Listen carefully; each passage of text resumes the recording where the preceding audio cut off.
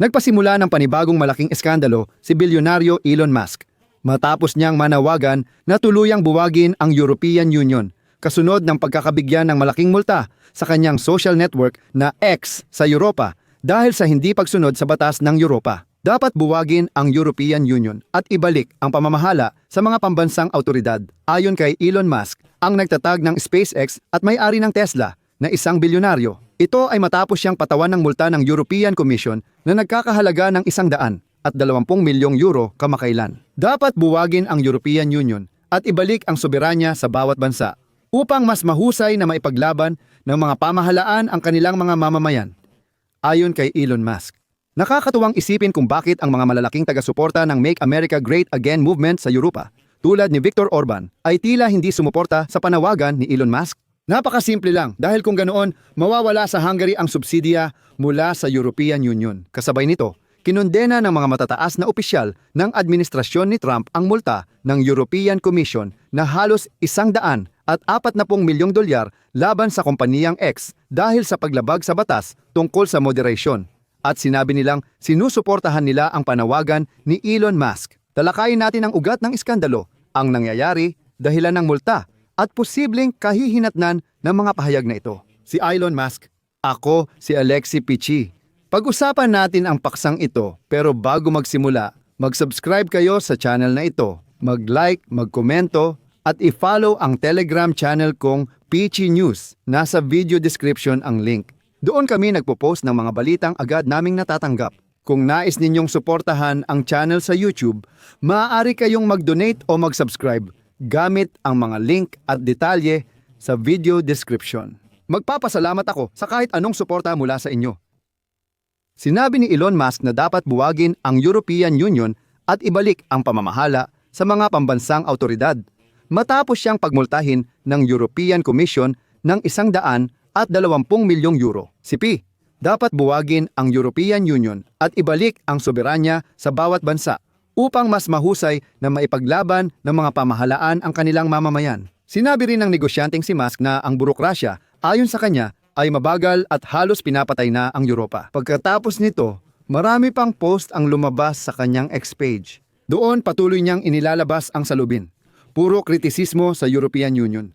At may ilan pang may lagdang kansilahin ang European Union. Pero ano nga ba ang nangyari? Noong Huwebes, pinatawan ng multa ng European Commission ang kumpanya ni Elon Musk na X ng halos $140 milyong o mga $120 milyong euro dahil sa mapanlinlang na asul na check at kakulangan ng transparency sa mga patalastas. At mahalagang tandaan ito, dahil ang multang ito ay maaaring maging dahilan ng banggaan sa administrasyon ni Trump na bumatikos sa batas ng Europa tungkol sa moderasyon ng nilalaman na tinawag nila itong pangingikil sa ibang bansa.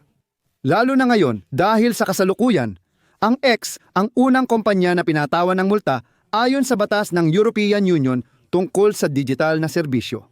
Batas ito ukol sa moderasyon ng nilalaman na ipinapatupad sa search engine, social media, at hosting platform. At ngayon, ipinagtanggol na si Elon Musk ng Vice Presidente ng Estados Unidos na si J.D. Vance. Sinabi niya at ika nga niya, "O sige,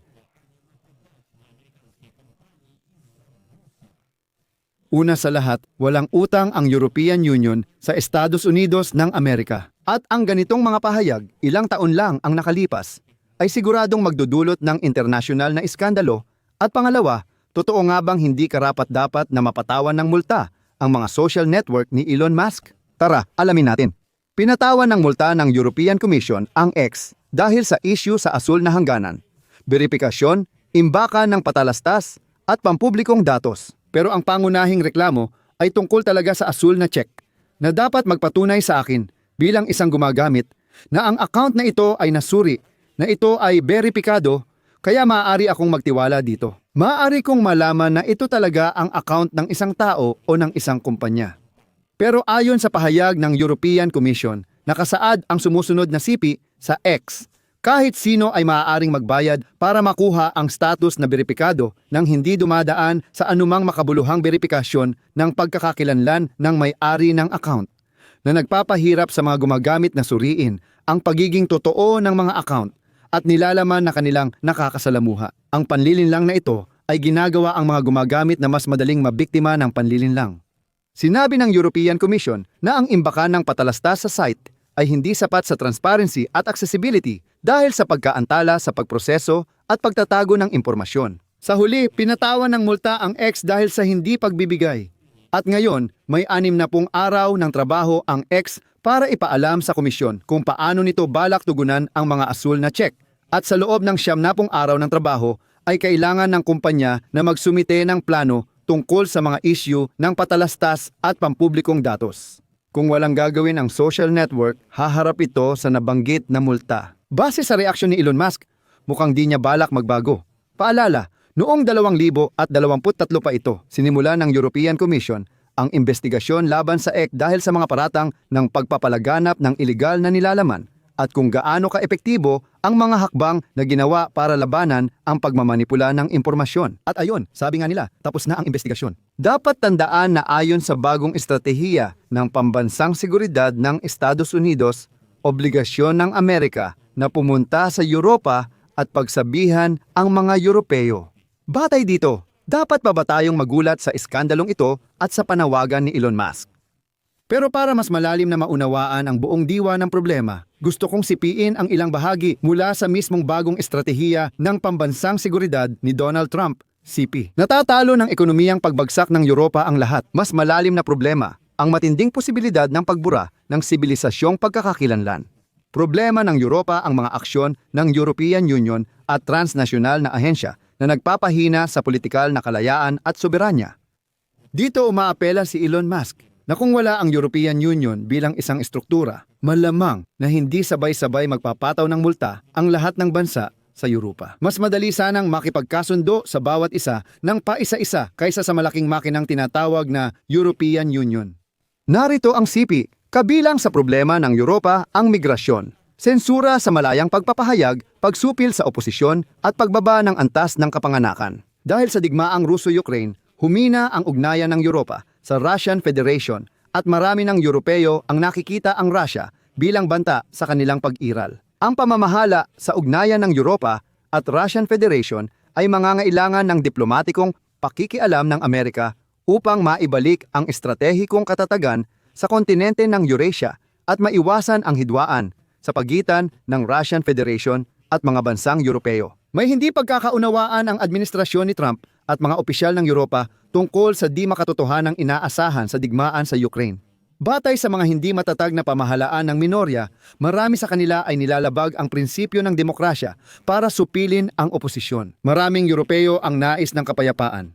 Ngunit hindi ito nakikita sa mga pulisya dahil sinisira ng kanilang pamahalaan ang demokratikong proseso. Ang diplomasyang Amerikano ay dapat magsulong ng tunay na demokrasya.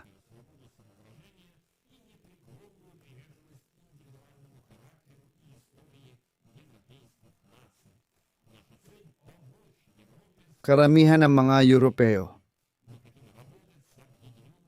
Ngunit ang kagustuhang ito ay makikita sa mga patakaran sa antas kung saan ang mga pamahalaan ay sumisira sa demokratiko. Karamihan ng Europeo, ngunit ang kagustuhang ito ay nasa mga patakaran na sumisira sa demokrasya.